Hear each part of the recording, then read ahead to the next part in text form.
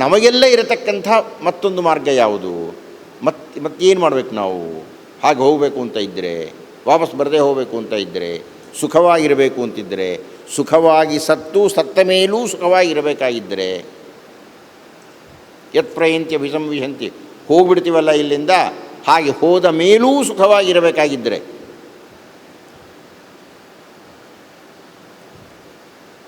ಏನು ಮಾಡಬೇಕು ಅಂತ ಅರ್ಜುನ ಕೇಳಿದ್ದಕ್ಕೆ ಕೃಷ್ಣ ಹೇಳ್ತಾ ಇದ್ದಾನೆ, ಅಂತ್ಯೇ ಕಾಲೇ ಚ ಮಾಮೇವ ಸ್ಮರನ್ ಮುಕ್ತ್ವಾ ಕಲೇವರಂ ಯಹ ಪ್ರಯಾತಿ ಸಮದ್ಭಾವಂ ಯಾತಿ ನಾಸ್ತಿ ಅತ್ರ ಸಂಶಯಃ. ನಾನು ಈಗ ಹೇಳಿದ್ದರಲ್ಲಿ ಯಾವುದೂ ಸಂದೇಹವಿಲ್ಲ. ಮರಣಕಾಲದಲ್ಲಿ ನೀನು ನನ್ನನ್ನು ಸ್ಮರಣೆ ಮಾಡುತ್ತಿದ್ದರೆ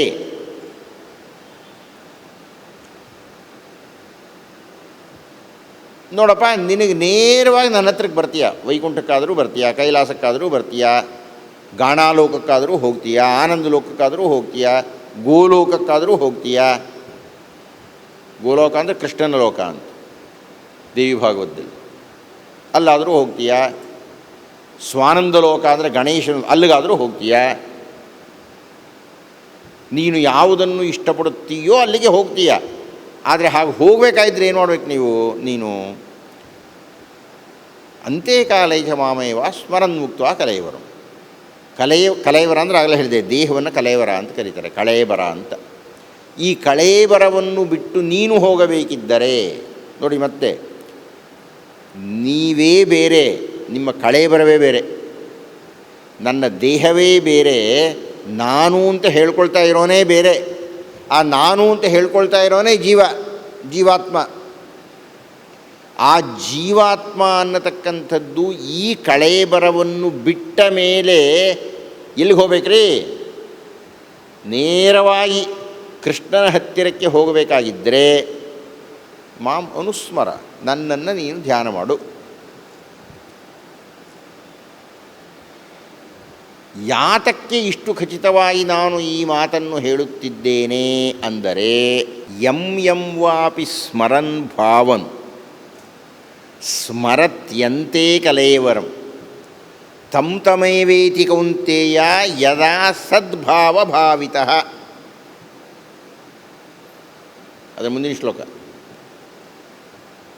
ಅಂತ್ಯಕಾಲೇ ಚ ಮಾಮೇವ ಮುಂದಿನ ಶ್ಲೋಕ ಅದು. ಯಂ ವಾಪಿ ಸ್ಮರನ್ ಭಾವಂ ತ್ಯಂತೆ ಕಲೇವಂ. ಯಾವ ವ್ಯಕ್ತಿ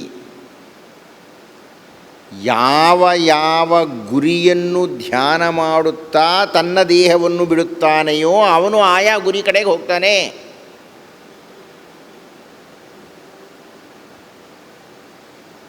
ನಾವೆಲ್ಲರೂ ಒಂದೇನ್ರಿ, ನಾವು ಆಯ್ಕೆ ಮಾಡಿಕೊಳ್ಳತಕ್ಕ ಪಥಗಳು ಬೇರೆ. ಸಂಗೀತವನ್ನು ಯಾರೋ ಅಭ್ಯಾಸ ಮಾಡ್ತಾರೆ, ಸಂಗೀತಗಾರ ಆಗ್ತಾರೆ. ಯಾರೋ ಮೃದಂಗವನ್ನು ಅಭ್ಯಾಸ ಮಾಡ್ತಾರೆ, ಯಾರೋ ಮೃದಂಗದ ಒಬ್ಬ ಉಪಾಧ್ಯಾಯ ಆಗ್ತಾರೆ. ಹೂ ಕಟ್ತೀನಿ ಅನ್ನೋದನ್ನು ಇಷ್ಟಪಡ್ತಾರೆ, ಹೂ ಆಡಗಿತ್ತಿ ಆಗಿಬಿಡ್ತಾರೆ. ಮನೆ ಕೆಲಸ ಮಾಡಬೇಕು ಅಂತ ಗಾರೆ ಕೆಲಸ ಮಾಡ್ತೀನಿ ಅಂತಾರೆ, ದೊಡ್ಡ ದೊಡ್ಡ ಕಟ್ಟಡವನ್ನು ಕಟ್ತಾರೆ.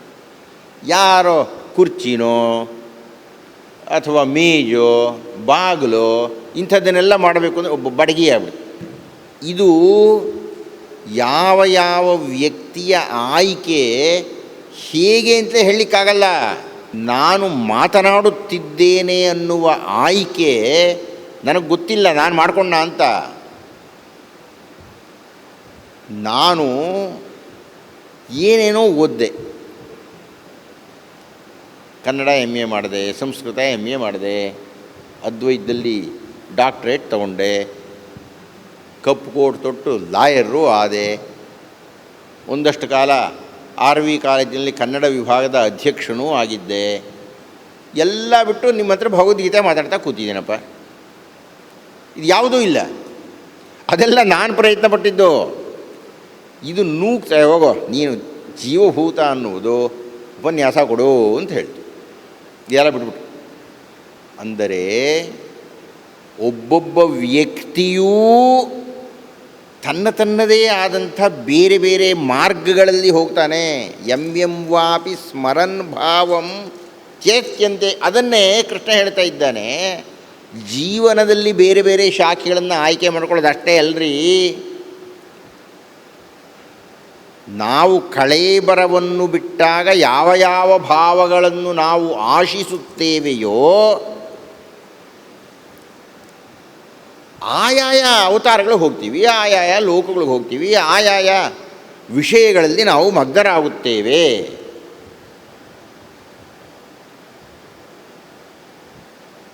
ನಾನು ನಿಮಗೆ ಮೊನ್ನೆ ಹೇಳಿದ್ನ ಏನು ಇಲ್ಲಿ ಹೇಳಿದ್ನ ಇನ್ನೊಂದು ಸಭೆಯಲ್ಲಿ ಹೇಳಿದ್ನ ಗೊತ್ತಿಲ್ಲ. ಈ ಗಣಪತಿಯ ಹಬ್ಬದಲ್ಲಿ ನಮ್ಮ ನಿಮ್ಮ ಮನೆಗಳಲ್ಲೆಲ್ಲನೂ ಗಣಪತಿನ ಪೂಜೆ ಮಾಡ್ತಾರೆ, ಹೌದಲ್ವಾ? ಭಾದ್ರಪದ ಮಾಸದಲ್ಲಿ, ಹೌದಲ್ಲೇನ್ರಿ? ಹಾಗೆ ಇಟ್ಟು ನಿಮ್ಮಲ್ಲಿ ಹೇಳಿದ್ನ ಅದನ್ನು ಮೊನ್ನೆ ಹೇಳಿದ್ನ ಇಲ್ಲಿ ಇಲ್ಲ ನೀ ಅಥವಾ ಹೌದು ನೀ ಏನೋ ಒಂದು ಹೇಳ್ರಿ. ಗಣಪತಿಯ ಹಬ್ಬದಲ್ಲಿ ಗಣಪತಿಯನ್ನು ನಮ್ಮ ಮನೆಗೆ ತರ್ತೀವಿ ನಾವು. ನೀವು ನಿಮ್ಮ ಕಡೆನೂ ತರ್ತಾ ಇರ್ತಾನೆ. ನಿಮ್ಮ ಕಡೆನೂ ಗಣಪತಿ ಹಬ್ಬದಲ್ಲಿ ಗಣಪತಿಯನ್ನು ಮನೆಗೆ ತರ್ತಾರಾ? ತರ್ತಾರೇನ್ರಿ? ಮತ್ತು ಹೂವನ್ನಿ ಅದಾದರೂ ಏನೂ ಮಾತಾಡದೆ ಕೂತ್ಕೊಂಡಿರ್ತೀರಿ. ಏನಾದರೂ ಕೇಳಿದರೆ ಆ ಗಣಪತಿಯನ್ನು ಮನೆಗೆ ತಂದು ಪೂಜೆ ಮಾಡಬೇಕಾಗಿದ್ದರೆ ಆ ಗಣಪತಿಗೆ ಸೊಂಡ್ಲು ಇಲ್ಲ ಬಲಗಡೆ ತಿರುಗಿರುತ್ತೆ, ಇಲ್ಲ ಎಡಗಡೆ ತಿರುಗಿರುತ್ತೆ. ಎಡಗಡೆ ತಿರುಗಬೇಕು, ಇಲ್ಲ ಹೀಗಿರಬೇಕು, ಇಲ್ಲ ಈ ಕಡೆ ಇರಬೇಕು, ಇಲ್ಲ ಹೀಗಿರಲ್ಲ. ಸಾಮಾನ್ಯವಾಗಿ ಇರೋದೇ ಇಲ್ಲ ಹಾಗೆ. ಈ ಎಡಗಡೆ ತಿರುಗಿದರೆ ಎಡಮುರಿ ಅಂತ, ಬಲಗಡೆ ತಿರುಗಿದರೆ ಬಲಮುರಿ ಅಂತ. ನಮ್ಮನೆಗೆ ಒಂದು ಸಲ ಅದು ಯಾರೋ ನನ್ನ ತಮ್ಮನೋ ಯಾರೋ ತಂದಿದ್ದಾರೆ, ಬಲಮುರಿ ತಂದಿದ್ದಾರೆ.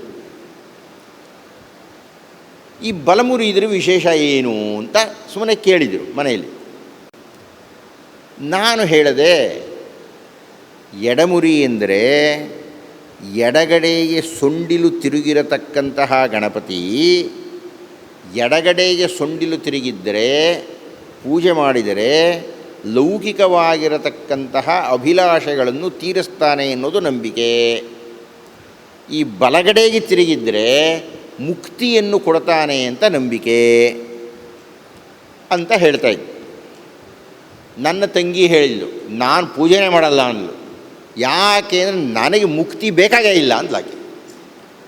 ಬಲಮುರಿ ಗಣೇಶನ ಪೂಜೆ ಮಾಡಿದ್ರೆ ಮುಕ್ತಿ ಕೊಡೋದಂತಾನೆ. ನನಗೆ ಹೋಗೋಕೆ ಇಷ್ಟ ಇಲ್ಲಪ್ಪ ಅಷ್ಟು ಬೇಗನೆ, ನನಗೆ ಇನ್ನೂ ಇಲ್ಲೇ ಒಂದಷ್ಟು ಸುಖ ಅನುಭವಿಸ್ಬೇಕು.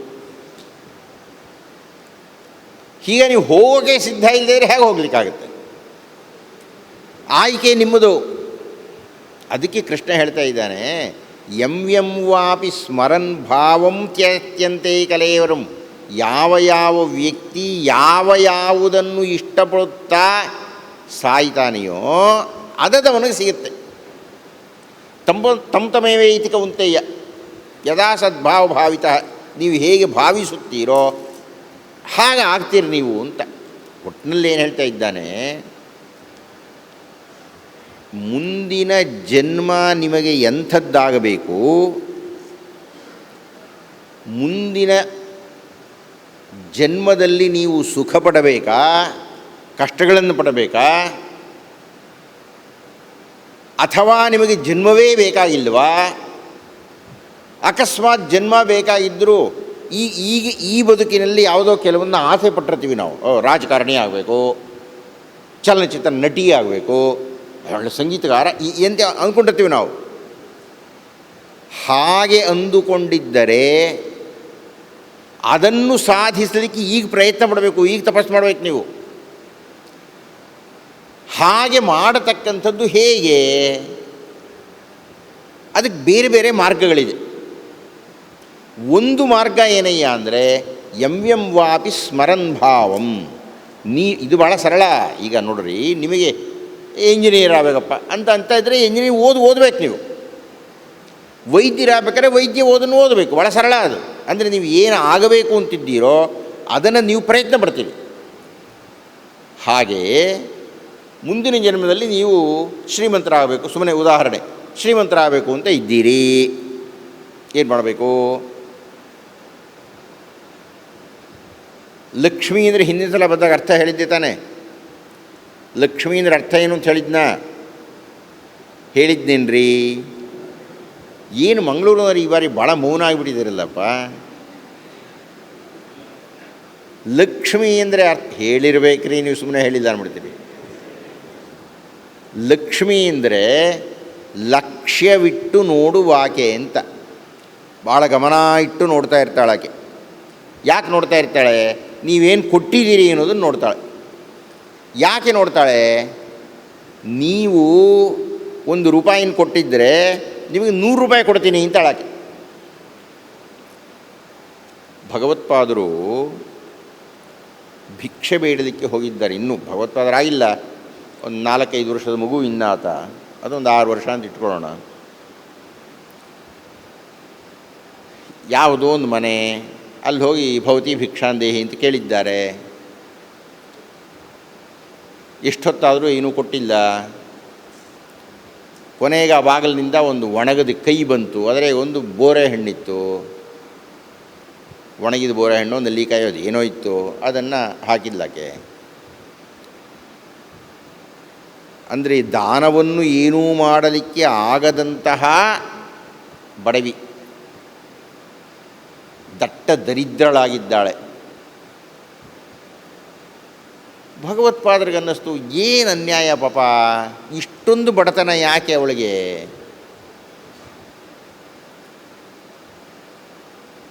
ಒಂದು ತನ್ನವನ್ನೂ ಕೊಡಲಿಕ್ಕಾಗದೆ, ಒಂದು ಹಿಡಿ ಅಕ್ಕಿಯನ್ನೂ ಕೊಡಲಿಕ್ಕಾಗದೆ, ಒಣಗೋಗಿರತಕ್ಕಂಥ ಬೋರೆ ಹಣ್ಣನ್ನು ಕೊಡಬೇಕು ಅಂತ ಇದ್ದಾಳಲ್ಲಪ್ಪ ಆಕೆ. ಕೊಟ್ಲಲ್ಲಪ್ಪ, ನನ್ನ ಬೋರೆ ಹಣ್ಣು ನೆಲ್ಲಿಕಾಯಿ ಕೊಟ್ಲಲ್ಲಪ್ಪ ಆಕೆ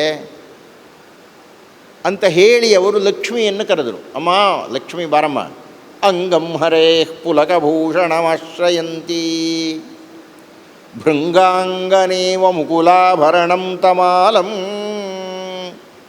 ಅಂಗೀಕೃತಾಖಿಲ ವಿಭೂತಿರಪಾಂಗಲೀಲಾ ಮಾಂಗಲ್ಯದಾಸ್ತು ಮಮ ಮಂಗಲ ದೇವತಾಯಾ ಅಂತ ಒಂದಷ್ಟು ಕನಕಧಾರಾ ಸ್ತೋತ್ರ ಅಂತ ಒಂದಷ್ಟು ಶ್ಲೋಕಗಳನ್ನು ವಿರಚನೆ ಮಾಡಿ ಲಕ್ಷ್ಮಿಯನ್ನು ಕರೆದರು. ಲಕ್ಷ್ಮಿ ಬಂದಳು. ಬಂದ ಲಕ್ಷ್ಮಿಯನ್ನು ಶ್ರೀ ಶ್ರೀ ಶಂಕರ ಭಗವತ್ಪಾದಾಚಾರ್ಯರು ಕೇಳಿದರು, ಅಲ್ಲಮ್ಮ ಯಾಕೆ ಇಷ್ಟೊಂದು ಬಡತನ ಕೊಟ್ಟಿದೆಯಾ ಈಕೆಗೆ? ಪಾಪ ದಾನ ಮಾಡಬೇಕು ಅಂತ ಇಷ್ಟ ಇದೆ, ಆದರೆ ದಾನ ಮಾಡೋಕ್ಕೇನೂ ಇಲ್ಲ, ಇಷ್ಟೊಂದು ಬಡವಳಾಗಿಬಿಟ್ಟಿದ್ದಾಳಲ್ಲ. ಅದಕ್ಕೆ ಆಕೆ ಹೇಳಿದ್ಲು, ಅಯ್ಯ ಒಟು, ನನ್ನ ಹೆಸರು ಲಕ್ಷ್ಮಿ ಅಂತ, ಅಂದರೆ ನಾನು ಲಕ್ಷ್ಯವಿಟ್ಟು ನೋಡುವವಳು. ನೀವೇನು ಕೊಟ್ಟಿದ್ದೀರಿ? 10 ಪೈಸೆ ಕೊಟ್ಟಿದ್ದೀರಾ? ₹100 ಕೊಡ್ತೀನಪ್ಪ ನಿಮಗೆ. ₹1 ಕೊಟ್ಟಿದ್ದೀರಾ? ₹1000 ಕೊಟ್ಬಿಡ್ತೀನಿ ರೀ. ಆದರೆ ಕೊಟ್ಟಿದ್ದೀರೋ?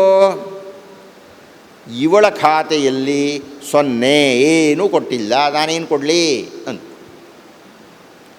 ಅದಕ್ಕೆ ಅವರು ಹೇಳಿದರು, ನೋಡಮ್ಮ ಈಗ ನನಗೊಂದು ನೆಲ್ಲಿಕಾಯಿ ಕೊಟ್ಟಿದ್ದಾಳಲ್ಲ, ನೆಲ್ಲಿಕಾಯಿ ಕೊಟ್ಟಿರೋದ್ರಿಂದ ಇವಳ ಮನೆಯಲ್ಲಿ ಬಂಗಾರದ ನೆಲ್ಲಿಕಾಯಿಗಳ ಮಳೆ ಆಗಲಿ ಅಂದ್ಬಿಟ್ಲು ಲಕ್ಷ್ಮಿ.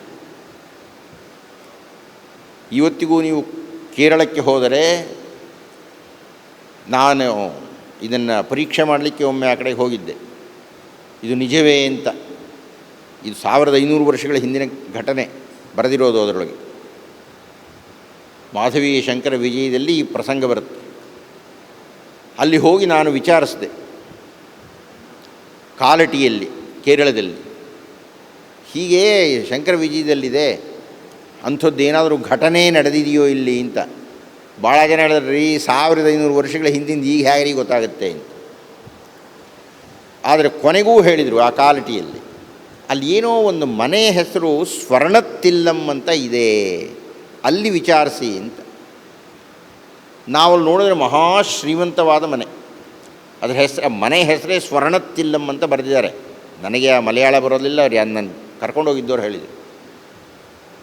ಆ ಮನೆಯವರು ಹೇಳ್ತಾರೆ, ಹೌದೌದು ನೀವು ಹೇಳಿದ ಕಥೆ ನಿಜ, ನಾವೊಂದು ಮುದುಕಿ ಚಿತ್ರವನ್ನು ಇಟ್ಕೊಂಡಿದ್ದೀವಿ ನಮ್ಮ ಮನೆಯಲ್ಲಿ, ಮೇಲಿನಿಂದ ಬಂಗಾರದ ನೆಲ್ಲಿಕಾಯಿಗಳು ಬಂದು ಬೀಳ್ತಾ ಇರತಕ್ಕಂಥ ಚಿತ್ರ. ಅದು 1500 ವರ್ಷಗಳಾದರೂ ಅವರ ವರದಿಂದ ನಾವು ಶ್ರೀಮಂತರಾಗಿದ್ದೇವೆ, ಎಷ್ಟೋ ತಲೆಮಾರುಗಳಿಂದ ಅಂತ ಹೇಳಿದರು. ಆಕೆ ವರ ಅಲ್ಲ, ಲಕ್ಷ್ಮಿ ಕೊಟ್ಟಿರೋ ವರ ಅದು.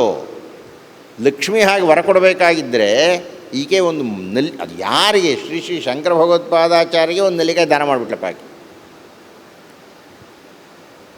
ನಿಮ್ಮ ದಾನ ಸತ್ಪಾತ್ರವಾದ್ದರಿಂದ ಅದೂ ಅಂಥ ಮಹಾತ್ಮರಿಗೆ ದಾನ ಮಾಡಿದ್ದರಿಂದ ನಿಮಗೆ ಅದರ ಸಾವಿರದಷ್ಟು ಲಕ್ಷದಷ್ಟು ಕೋಟಿಯಷ್ಟು ಲಕ್ಷ್ಮಿ ಕೊಟ್ಬಿಟ್ಲಾಕೆ.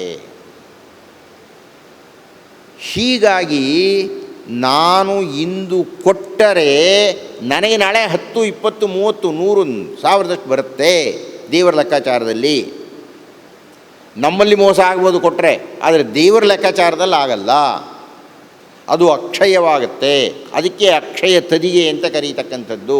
ಅಕ್ಷಯ ತದಿಗೆ ದಿವಸ ನೀವು ಚಿನ್ನ ಕೊಂಡ್ಕೊಳ್ಳೋದು ಅಂತಲ್ಲ, ಚಿನ್ನ ಕೊಂಡ್ಕೊಂಡು ದಾನ ಮಾಡೋದು ಅಂತ. ಅಕ್ಷಯ ತದಿಗೆ ದಿವಸ ಚಿನ್ನ ಕೊಂಡ್ಕೋಬೇಕು ಅನ್ನೋದು ಸುಳ್ಳು.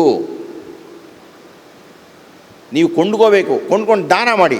ನಮ್ಮ ಪ್ರಾಣವೂ ಯಾರೂ ಕೊಂಡ್ಕೊಳ್ಳಲ್ಲ ಅವಾಗ.